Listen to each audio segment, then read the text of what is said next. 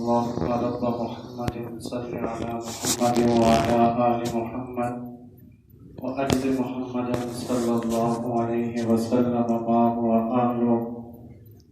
واجب الاحترام حضرات سامعین کرام، حضرت مولانا مفتی ڈاکٹر فہد حمید صاحب جو میرے بھائی اور دوست اور میرے ہم سبق ہیں، ان کے حکم پر آپ حضرات کی اس عظیم الشان مسجد میں اللہ تعالیٰ نے حاضری کا شرف عطا فرمایا. اللہ تعالیٰ میری اور آپ کی حاضری کو اپنی بارگاہ میں قبول فرمائے. میں بلا تمہید ایک عنوان پر چند باتیں عرض کروں گا. آج 3 چیزیں جمع ہیں.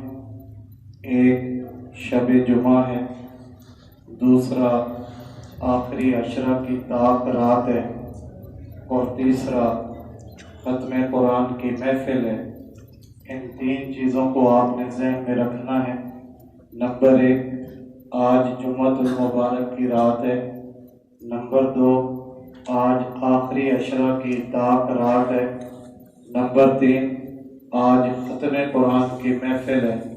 میرے اور آپ کے پیارے پیغمبر حضرت محمد مصطفیٰ صلی اللہ علیہ وسلم نے چند موقعوں کے بارے میں ارشاد فرمایا کہ ان موقعوں پر جو دعا مانگی جائے اللہ تعالیٰ اس دعا کو قبول فرماتے ہیں. یہی میرا عنوان ہے کہ چند موقع ایسے ہیں، ان موقعوں پر مسلمان اپنے رب کے سامنے ہاتھ اٹھا کے جب دعا کرتا ہے تو اللہ تعالیٰ اس کی دعا کو قبول فرما لیتے ہیں. نمبر 1، میرے نبی نے فرمایا جہاد کے موقع پر مسلمان اپنی جان کو ہتھیلی پہ رکھ کر کافر کے مقابلے میں دین اسلام کی سربلندی کے لیے جب میدان میں اترتا ہے اور اللہ جانتا ہے کہ یہ جان دینے کی نیت سے آیا ہے، اللہ جانتا ہے کہ اس کو اپنی جان سے زیادہ محمد کے فرمان سے پیار ہے، اس کو اپنی جان سے زیادہ اللہ کے قرآن سے پیار ہے، اور یہ جان دینے کے لیے میدان جہاد میں کھڑا ہے.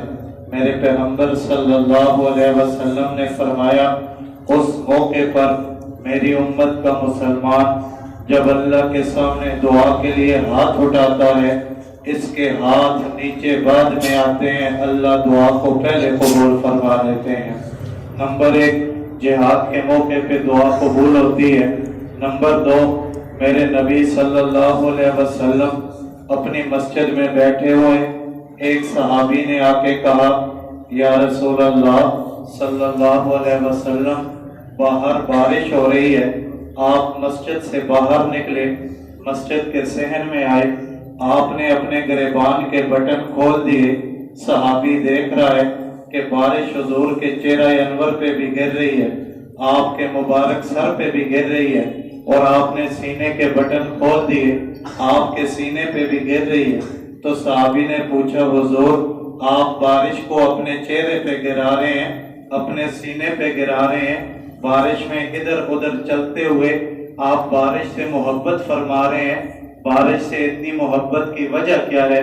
تو میرے پیغمبر نے فرمایا کہ یہ میرے رب کی رحمت ہے، ابھی ابھی رب سے ملاقات کر کے زمین پہ آ رہی ہے، اور بارش سے محمد کے رب کو اتنا پیار ہے کہ میری امت کا بندہ جب بارش میں دعا کے لیے ہاتھ اٹھائے اللہ دعا کو قبول فرما لیتے ہیں.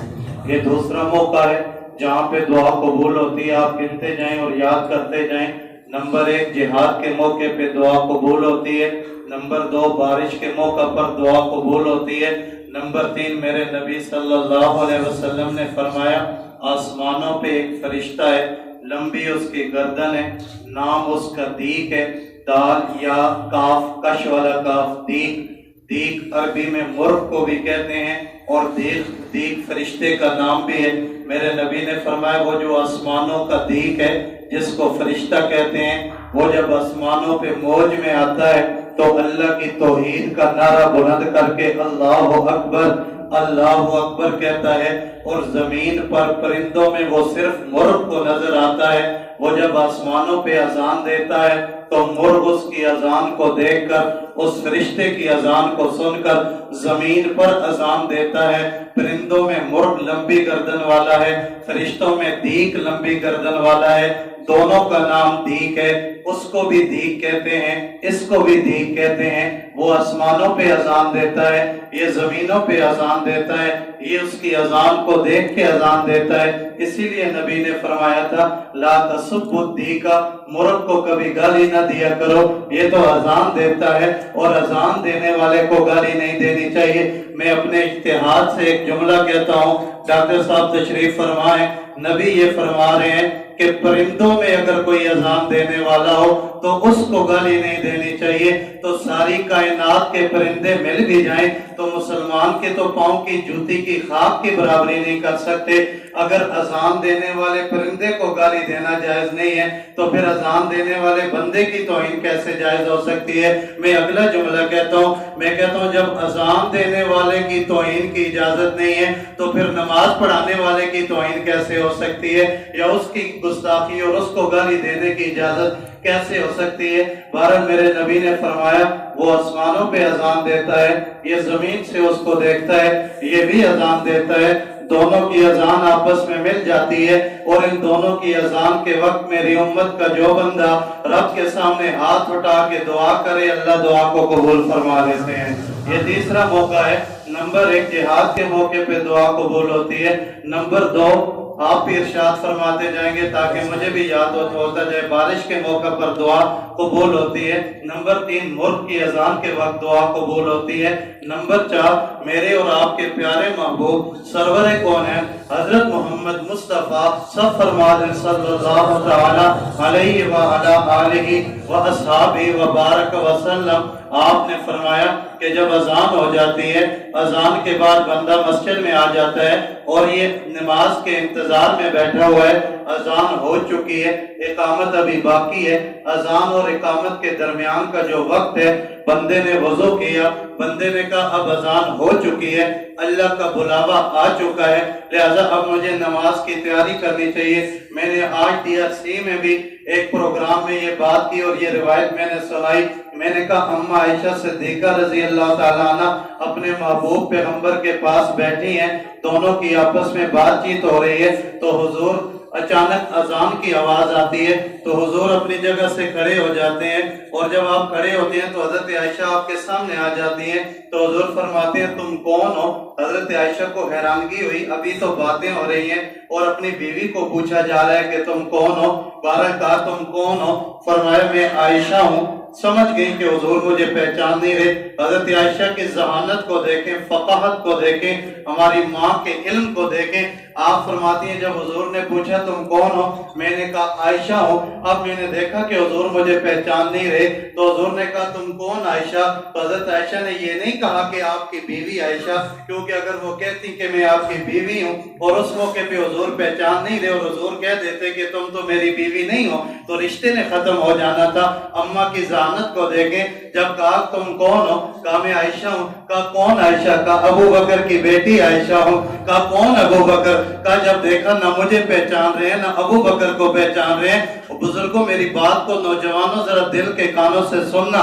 وہ کہتی ہیں میں ہٹ گئی، حضور مسجد چلے گئے، نماز پڑھائی، واپس آئے، میرے کندھے پہ ہاتھ رکھ کے کہا عائشہ سناؤ کیا حال ہے، کیا کر رہی ہو؟ تو میں نے ناراضگی سے کہا حضور ابھی تو آپ مجھے پہچانتے ہی نہیں تھے اور ابھی آپ پوچھ رہے ہیں کہ تم کون ہو، عائشہ تمہارا کیا حال ہے؟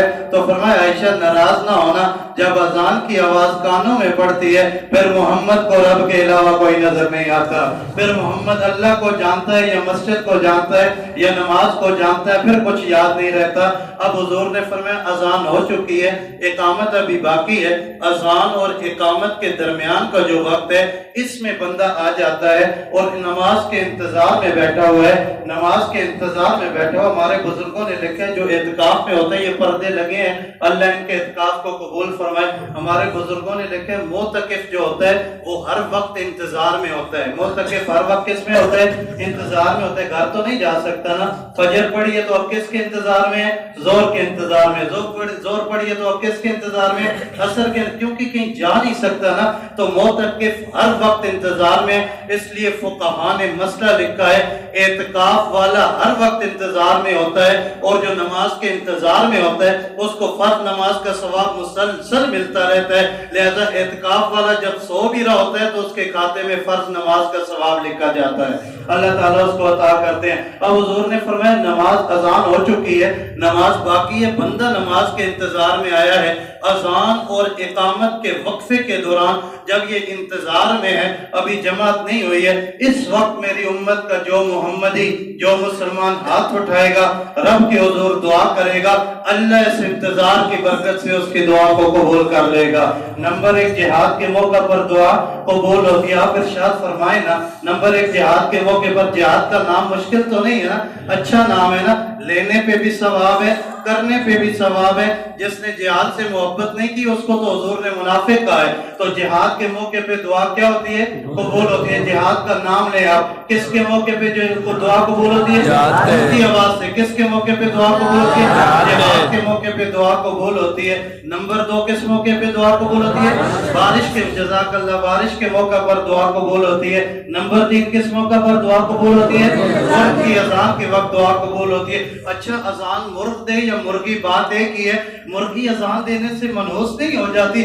آپ کا مرغی کھانے کا دل ہے تو وہ الگ بات ہے نا، لیکن اسلام کو تو نہ بگڑے نا. آپ یہ تو نہ کہنا اس نے اذان دی ہے اب یہ منحوس ہو گئی ہے، میں نے اس کو ذبح کرنا ہے. وہ منحوس نہیں، وہ برکت والی ہے، اس نے فرشتے کو دیکھا ہوا ہے.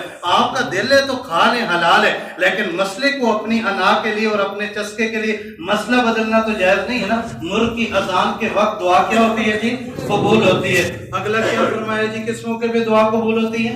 اذان اور اقامت کے درمیان مانگی جانے والی دعا کو اللہ قبول. اب میں اپنے عنوان پہ آ رہا ہوں، یہ میری تمہید ہے. میں نے یہ کہا کہ آج 3 موقع جمع ہو گئے. نمبر 1، آج شب جمعہ ہے. نمبر 2، آج طاق رات ہے. نمبر 3، آج ختم قرآن کا موقع ہے. ان تینوں کے بارے میں حضور کیا کہتے ہیں؟ شب جمعہ کے بارے میں 2 روایتیں سنا کے پھر اپنی بات کرتا ہوں.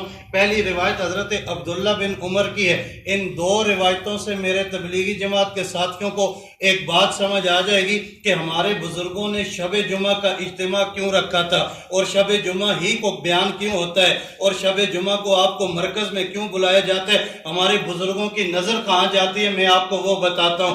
ایک روایت حضرت عبداللہ بن عمر رضی اللہ تعالیٰ عنہ کی، فرماتے ہیں میں حضور کی محفل میں بیٹھا ہوں اور شب جمعہ ہے، اور میرے پاک پیغمبر صلی اللہ علیہ وسلم نے فرمایا آج کون سی رات ہے؟ تو کہتے ہیں ہم نے کہا حضور آج شب جمعہ ہے. تو میرے پاک پیغمبر صلی اللہ علیہ وسلم نے فرمایا اچھا، شب جمعہ میں سورہ دخان کی تلاوت کر لو.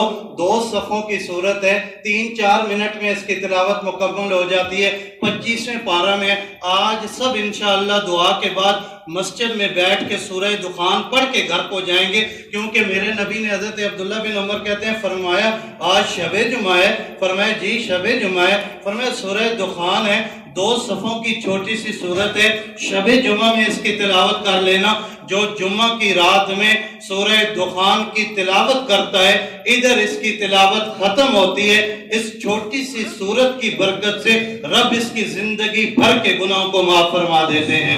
اور دوسری روایت حضرت ابو امامہ رضی اللہ تعالیٰ عنہ کی، یہ فرماتے ہیں حضور نے پوچھا کون سی رات ہے؟ فرمایا شب جمعہ ہے. کہا سورہ دخان پڑھتے ہو شب جمعہ میں؟ کہا حضور آپ نے بتایا تھا ہم پڑھتے ہیں. کہا اچھا، صرف گناہ معاف نہیں ہوتے، یاد رکھنا شب جمعہ میں جو سورہ دخان کی تلاوت کرتا ہے رب اس کی تلاوت کے ختم ہونے پر جنت میں اس کا مکان بنا دیتے ہیں. یہ اتنی عظیم رات ہے. اب جو باقی دعا کے قبولیت کے موقع ہیں وہی روایت شب جمعہ کے بارے میں ہے کہ آقا کریم صلی اللہ علیہ وسلم نے فرمایا اللہ اس رات میں مانگی جانے والی دعاؤں کو اپنی بارگاہ میں قبول فرماتے ہیں.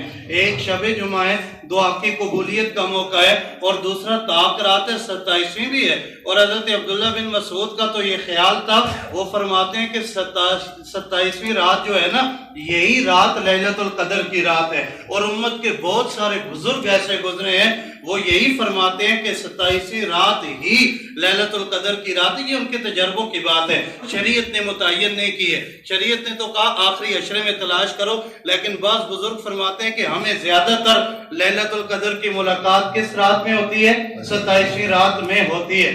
لیلۃ القدر اگر آپ جاگ رہے ہو تو میں ایک بات کہہ دیتا ہوں، لیلۃ القدر حضرت میں نے تو 10 منٹ دینے تھے، آگے بیان پہ جانا ہے، لیکن آپ کی مسجد کی نورانیت ماشاءاللہ اور لوگوں کی توجہ بات پوری کرنے کو دل چاہ رہا ہے۔ لیلۃ القدر، قدر کا معنی عزت اور احترام، لیلۃ القدر کا معنی عزت والی رات اور احترام والی رات۔ بعض بزرگوں نے لکھا ہے اللہ نے اس کو لیلۃ القدر اس لیے کہا، میں آپ کو ایسی جگہ لے جاؤں گا آپ کا ایمان تازہ ہو جائے گا، لیکن آپ کی آنکھیں ادھر ادھر نہیں ہٹنی چاہیے ورنہ مجھے ٹینشن ہو جائے گی۔ لیلۃ القدر کا کیا معنی ہے؟ بعض مفسرین نے لکھا ہے قدر کا معنی ہوتا ہے عزت اور احترام، لیلۃ القدر کہتے ہیں احترام والی رات اور عزت والی رات۔ معنی یہ بھی ٹھیک ہے، ارشاد فرمائے معنی یہ بھی ٹھیک ہے، لیکن بعض بزرگ فرماتے ہیں قدر کا معنی ہوتا ہے تقدیر۔ قدر کا معنی کیا ہوتا ہے؟ تقدیر ہوتی ہے۔ اس رات میں بگڑی ہوئی تقدیر کو سنوارا جاتا ہے۔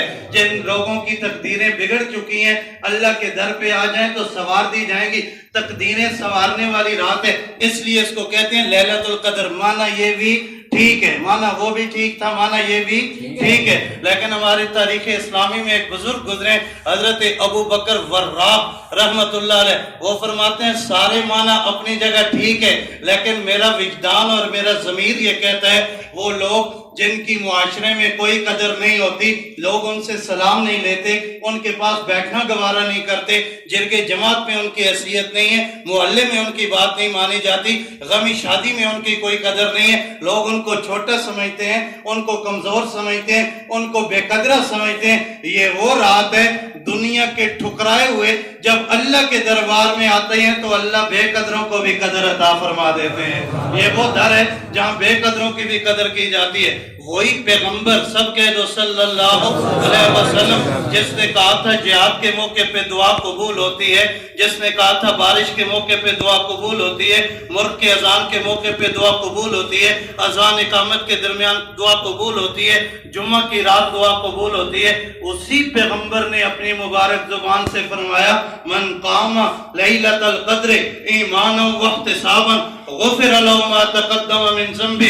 لیلۃ القدر میں جو رب کے در پہ آتا ہے دعائیں بھی قبول ہوتی ہیں، زندگی بھر کے گناہ بھی معاف ہوتے ہیں۔ تو آج کی رات میں جمعہ کی رات بھی ہے اور اللہ کی ذات سے امید ہے کہ یہ لیلۃ القدر کی رات بھی ہے، اور آگے آخر میں یہ ختم قرآن کی محفل ہے۔ ختم قرآن کے بارے میں ایک روایت سنا کے بعد ختم کرتا ہوں کہ حضور نے فرمایا عند کل ختمۃ دعوۃ مستجابۃ وشجرۃ فی الجنہ۔ ہر ختم قرآن کے موقع پہ دعا بھی قبول ہوتی ہے، جنت میں اس بندے کے لیے درخت بھی لگائے جاتے ہیں، لیکن یہاں پہ جو لفظ ہے عند کل ختمۃ، آپ ڈاکٹر صاحب سے بعد میں پوچھ سکتے ہیں عند یہ ظرف کے لیے استعمال ہوتا ہے، یہ ظرف زمان کے لیے بھی استعمال ہوتا ہے، کبھی کبھی ظرف مکان کے لیے بھی استعمال ہوتے ہیں۔ زمان کہتے ہیں وقت کو اور مکان کہتے ہیں جگہ کو۔ گویا عند کا معنی یہ ہے ہر وہ جگہ جہاں پہ قرآن ختم کیا جائے، ہر وہ وقت جہاں پہ قرآن ختم کیا جائے اس جگہ پہ بھی دعا قبول ہوتی ہے، اس وقت میں بھی دعا قبول ہوتی ہے۔ یہ ختم قرآن کے بارے میں پاک پیغمبر صلی اللہ علیہ وسلم کا فرمان ہے۔ اب آپ کے نصیب کے کیا کہنے کہ جمعہ کی رات بھی ہے اور تاک رات بھی ہے، اور اللہ کی ذات سے امید ہے کہ شب قدر بھی ہے، نہیں بھی ہے تو آگے گارنٹی ہے نا کہ ختم قرآن کے موقع پہ دعا قبول ہوتی ہے۔ چلو اس کو کیچ کرتے ہیں، ہم یہ دعا کرتے ہیں کہ اللہ تیرے نبی نے یہ کہا ختم قرآن کے موقع کے اوپر دعا قبول ہوتی ہے، تو پھر ہم یہ دعا کرتے ہیں کہ ختم قرآن کی برکت سے اگر یہ رات لیلۃ القدر نہیں بھی ہے تو ہمارے حق میں اس کو لیلۃ القدر بنا دے، اور ہمیں اس میں لیلۃ القدر کا ثواب عطا فرما اور ہماری دعاؤں کو قبول فرما۔ اب ایک یہ ہے کہ دعائیں کن موقعوں پہ قبول ہوتی ہیں، اور دوسرا یہ ہے کہ دعا کس کس کی قبول ہوتی ہے، وہ انشاءاللہ زندگی رہی تو پھر کسی موقع پہ، آج اسی پہ اکتفا کرتا ہوں۔ اللہ تعالیٰ سب کی دعاؤں کو قبول فرمائے۔ سب کو اجتماعی سلام کر کے اجازت چاہوں گا۔ وآخر دعوانا ان الحمدللہ رب العالمین۔ ربنا لا تقبل منا انك انت السميع العليم وتب علينا انك انت التواب الرحيم۔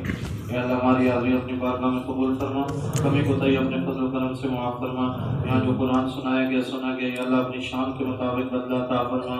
اس مسجد میں ہمارے بزرگ حضرت قاری عبدالحمید صاحب رحمہ اللہ نے جو محنت کی، ان کے بیٹے جو محنت کر رہے ہیں، اللہ ان کی محنت